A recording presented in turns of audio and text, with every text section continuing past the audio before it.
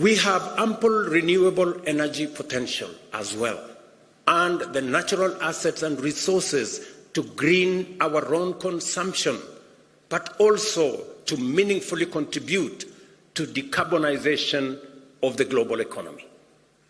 We must see in green growth not just a climate imperative, but also a fountain of multi-billion-dollar economic opportunities that Africa and the world is primed to capitalize.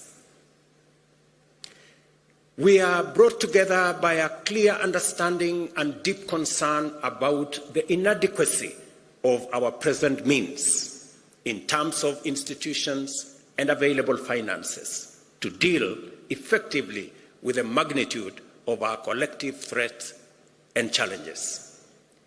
But we will not shy away from the difficult conversations and uncomfortable realities that must be addressed to achieve meaningful change. Policy, regulations, taxation, trade, and climate justice will all be scrutinized in national, regional, global contexts.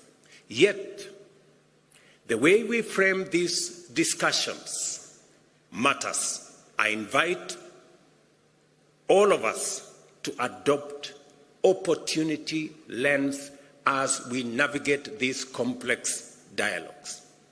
For a very long time, we have looked at this as a problem. It is time we flipped and looked at it from the other side. There are opportunities, immense opportunities as well. And that is why we are not here to catalogue grievances and list problems.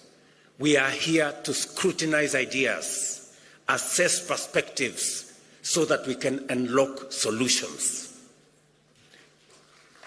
The very format of this summit has been designed to facilitate such engagement. Over the next 3 days, be ready to be challenged in this dynamic ecosystem of dialogue and discovery.